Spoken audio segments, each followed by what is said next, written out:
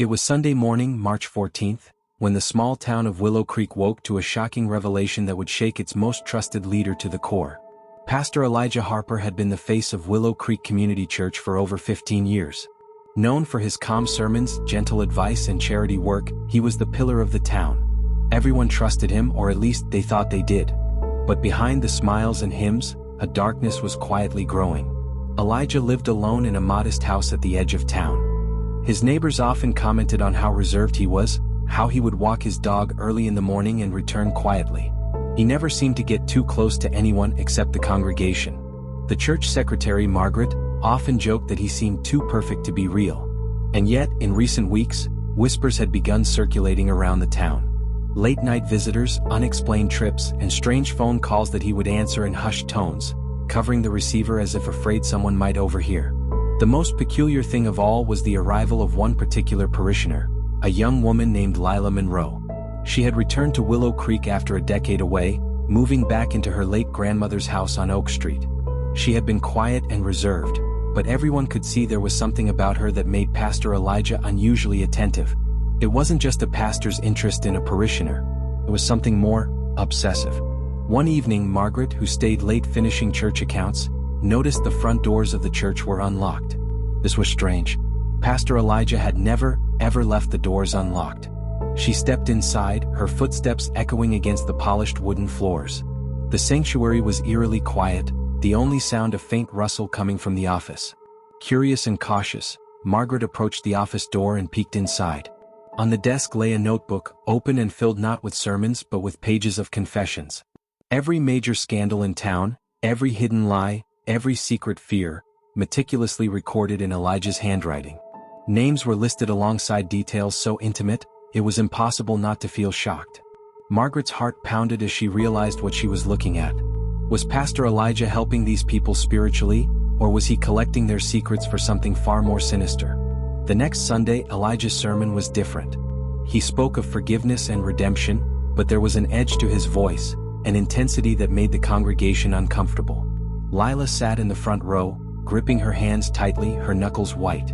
Later that evening, she received a text from an unknown number. "I know your secret. Meet me at the church tonight." Fear gripped her, but curiosity and a strange compulsion pushed her forward.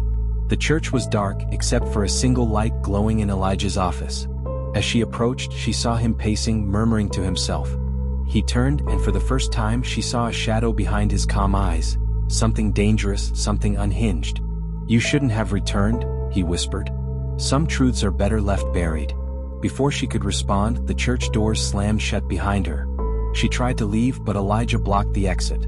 He confessed that he had been keeping records of the town's sins, not just to preach, but to control. Every secret in Willow Creek could be exposed at his whim, and Lila's return threatened to unravel the careful balance he had maintained for years. "You belong to this town," he said, voice low but commanding. "And some secrets, they need protection even if the cost is fear." Lila realized then that Elijah's obsession wasn't about her. It was about the power he held. He wasn't the comforting pastor she had once trusted. He was a man who had weaponized knowledge, who had made everyone in Willow Creek vulnerable without them ever knowing. Suddenly, a shadow moved across the pews. Lila's heart raced as she realized she was not alone. Someone else was in the church, watching. Her instincts screamed at her to run, but her legs froze.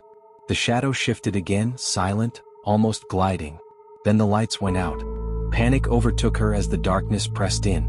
A scream echoed, muffled but real. When the lights returned, Elijah lay on the floor, unconscious, a knife beside him. Lila's secret had been revealed anyway, in a way she hadn't anticipated. The shadow had vanished. Margaret, who had stayed nearby to make sure nothing went wrong, found the office ransacked, the notebook gone, and no sign of the mysterious visitor. The town would never believe what had happened inside the church that night. In the following days, rumors spread. People whispered that Elijah had been attacked, that the notebook contained dangerous knowledge, that Willow Creek's pastor was not who he seemed. But no one could explain the truth, not really. Not the darkness that had grown quietly for years, nor the man who had once been the town's moral compass. Lila left town shortly after, unable to stay in a place where every glance felt like judgment, where every shadow might hide someone who knew her deepest fears. She never returned, but her story lingered, a chilling reminder that even the most trusted people can hide secrets. Months later, a new pastor arrived at Willow Creek Community Church. He was kind, gentle, and welcoming. But in the office, tucked away behind the desk, lay another notebook. It was empty for now, waiting for someone else, a new secret, a new whisper to record. Willow Creek would never be the same. The people had learned, perhaps too late, that sometimes the greatest darkness lies not in the world outside, but in the hearts of those we trust the most.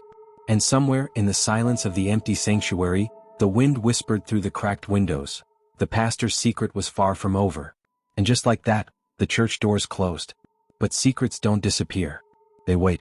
They hide in silence, in memories, in whispers carried through empty halls long after the lights go out. The people of Willow Creek returned to their routines.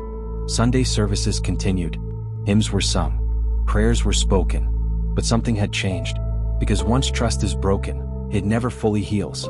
And somewhere, maybe in a different town, maybe in a different church, another notebook may already be filling with secrets. The question is not whether darkness exists. The question is, who is hiding it? If this story unsettled you, that means you were listening closely. And if you've ever trusted someone who wasn't what they seemed, you understand just how dangerous secrets can be. Comment below. Do you think Pastor Elijah acted alone, or was someone else protecting something even darker? Don't forget to subscribe to Whisper Files for more real, chilling stories of betrayal, mystery, and hidden truths. Because the next file might be closer to home than you think.